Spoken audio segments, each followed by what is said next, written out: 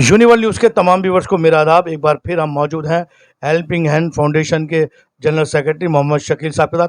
शकील साहब, पहली बात तो आपको बहुत बहुत मुबारक। कलाम साहब की 8th एनिवर्सरी पे आपको परवाज़ मीडिया ग्रुप शमीम खान साहब ने नवाजा, उसके आप बहुत बहुत मुबारकबाद हो। क्या कहना चाहते हो उस अवार्ड के बारे में? जी जनान भाई, ये वाकई बहुत ही एक सम्मान की बात है। और जिस तरीके से परवाज़ मीडिया के चेयरमैन डॉक्टर शमीम खान साहब ने मुझे इंडिया गेट विज्ञान भवन में अवार्ड से जो नवाजा है, मैं उनका तहे दिल से शुक्रिया अदा करता हूं। शमीम साहब ने जो प्रोग्राम रखा डॉक्टर APJ अब्दुल कलाम साहब की 8वीं डेथ एनिवर्सरी पे, जो हमारे भारत रत्न भी हैं, हमारे देश के गौरव भी है, पूरी दुनिया में जो उन्होंने नाम रोशन किया, जिस तरीके का वो एक बड़े साइंटिस्ट होने के बाद हमारे देश के प्रेसिडेंट भी रहे, जो उन्होंने अपने कार्यकाल में जो जो उन्होंने जो देश को दे के गए हैं, जो उनकी कुर्बानी है, सैकड़ों साले ये अमर रहेगा। आम साहब को तहे दिल से उनको सलाम करता हूँ और दुआ करता हूँ कि अल्लाह ताला उनको आखिरत में जन्नत फिरदौस में जगह दे। जरान भाई, शमीम भाई को लास्ट में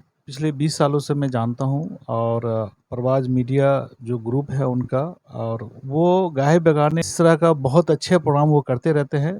कभी के पार्क होटल में करते हैं, कभी कॉन्स्टिट्यूशनल क्लब में करते हैं, कभी इस्लामिक सेंटर में करते हैं, जैसा अभी जो है विज्ञान भवन में उन्होंने कल किया। और इनकी एक खासियत मैंने देखा कि ये जब भी प्रोग्राम करते हैं तो हर एक धर्म गुरु को बुलाते हैं, हर एक मजहब के धर्म गुरु को भी बुलाते हैं, और हर एक पार्टी के भी सीनियर लीडर को भी बुलाते हैं ये, और सोशल वर्कर को भी बुलाते हैं। ऐसे बहुत कम लोग होते हैं जो समाज के लिए, कौम के लिए, देश के लिए इतने बड़े लेवल पे ये सोच रखते हैं। वो मैं वाकई में उनका तो मैं जितना भी शुक्र अदा करूँ, शमीम भाई का जितना भी शुक्रिया अदा करूँ वो कम है, कि उस प्लेटफॉर्म पे, मतलब विज्ञान भवन इंडिया गेट पे मुझे इतने बड़े प्लेटफॉर्म पे बुला करके उन्होंने जो अवार्ड से मुझे सम्मान किया, मैं तहे दिल से उनका शुक्रिया अदा करता हूं। और मैं दुआ करता हूं कि इसी तरह, जिस तरीके से वो लेके चल रहे हैं, पूरे देश के हित में ये लेके चल रहे हैं समाज और कौम, और जिस तरीके का वो प्रोग्राम करते हैं, जो अवेयरनेस दे रहे हैं, जो मैसेज देते हैं सब लोग लेकर के, और यही हाल रहा है। इसी तरह का प्रोग्राम में हाँ, इसमें बॉलीवुड के भी बहुत सारे सितारे लोग आए थे।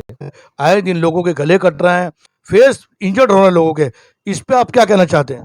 जी जरान भाई, ये वाकई ये अभी ये चीज़ अवेयरनेस का है, जो जिस तरीके से 15 अगस्त के मौके से लोग पतंगबाजी करते हैं, और ये सोचते हैं कि सारे की पूरी दिल्ली की पतंग काट दें और मेरी पतंग जो है आसमान में वो, मतलब वो परवाज करती रहे, उड़ती रहे। ये बहुत ही गलत सोच है ये, क्योंकि आपकी इस सोच की वजह से जो मंजर आप यूज़ करते हैं, वो विदेशी जो होता है, वो उससे इतने सारे नुकसानात हुए हैं कि मैंने कई ऐसे वीडियोस देखा है सोशल मीडिया पे, जो बिल्कुल देखा नहीं जाएगा, आपके आंखों में आंसू आ जाएगा। और ये कुछ लोगों के नादानी की वजह से किसी की जान चली जाती है। इसी इसी टॉपिक पे अभी सदर बाजार थाना के ACP साहब, रस्तोगी साहब, और नागरिक सुरक्षा की पूरी टीम जो है मिल करके, बल्कि पद यात्रा भी किया, सदर बाजार में भी लेके लोग गए। CP साहब ने और सदर बाजार के एसोसिएशन के लोगों ने ये चेतावनी दी है कि जो भी माजब चाइना का यूज़ करेंगे या ख़रीदेंगे या बेचेंगे, उन पे हम सख्त जो कानूनी कार्रवाई करेंगे। तो मैं आप तमाम लोगों से मेरा अपील है, गुजारिश है कि ऐसी हरकत ना करें आप, कि जो किसी आपकी वजह से किसी की जान भी जाए, और आपको जो है कोर्ट और कचहरी का चक्कर लगाना पड़े। के आसपास आपके जो लोग हैं वो गाड़ी हटवा रहे थे, बाइक हटवा रहे हैं सुरक्षा के लिए, ये ऐसी जो आप अवेयरनेस कर रहे हैं, तो आवाम से क्या कहना चाहते हैं आप? जी, जरान भाई, जैसा कि मैं देशबंधु गुप्ता रोड पे भी वहाँ थाने की एक मीटिंग में था, और सदर बाज़ार की भी मीटिंग में था, दोनों। तो जिस तरीके से जो है हमारी नागरिक सुरक्षा समिति और अमन पीस कमेटी और यहाँ के थाने अध्यक्ष, ये सब लोग में यही एक दूसरे को हम लोग सब मिलकर के अवेयरनेस दे रहे हैं कि सामने जो है 15 अगस्त है, और इसको मद्देनज़र देखते हुए हम सब की एक ज़िम्मेदारी है। एक ज़िम्मेदार नागरिक की हैसियत से मैं अपील करता हूँ कि अगर कोई भी ऐसा शरारती तत्व नज़र आए, कोई भी संदिग्ध आदमी नज़र आए, ख़ास तौर से रैन बसेरा में हो, या किसी गुरुद्वारे में हो, किसी मंदिर में हो, किसी मस्जिद में हो, अचानक कोई ऐसा आता है और आपको कोई कोई ज़रा-सा उस भी एक्टिविटी उसकी थोड़ी-सी भी कहीं कुछ ऐसी लगती है, या कहीं पे कोई लवारिस वस्तु, ऐसा कोई बैग दिस एंड दैट कुछ भी ऐसा लगे, फ़ौरन आपको पुलिस को इत्तला करना है। कोई डरने की ज़रूरत नहीं है। आपकी बातें, आपकी जो चीज़ें हैं वो गुप्त रखी जाएगी, लेकिन आपकी जागरूक से देश देश बच सकता है, किसी की जानें बच सकती है, कोई माहौल ख़राब होने से बच सकता है। इस ज़िम्मेदारी को समझते हुए बगैर किसी चीज़ के संकोच के आप फ़ौरन पुलिस को इत्तला करेंगे।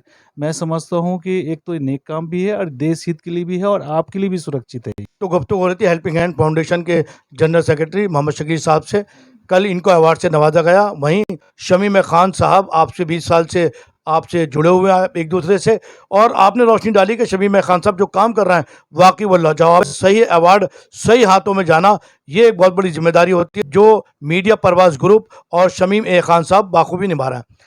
जब हमने बात करी कि मांझा, क्योंकि 15 अगस्त करीब है और चाइनीज मांझा जो है वो इंजर्ड कर रहा है लोगों को, यहाँ तक के लोगों की गर्दनें तक कट रही हैं। उस पर बहुत अच्छी बात बताई कि ये मांझा खरीदने वाले वो लोग हैं जो चाहते हैं कि सिर्फ आसमान में मेरी पतंग उड़े और मेरी पतंग सारी पतंगों को हटे। इस सोच के साथ ये आ रहे हैं और उसका नुकसान पब्लिक को, आवाम को हो रहा है कि चाइनीज मांझा खरीदना और बेचना दोनों ही कानूनन जुर्म है और इसमें गिरफ्तारी है। बाहर इनके जो लोग हैं वो बाकायदा गाड़ियां वहां से हटवा रहे हैं, एक आदमी की ड्यूटी लगा रखी है।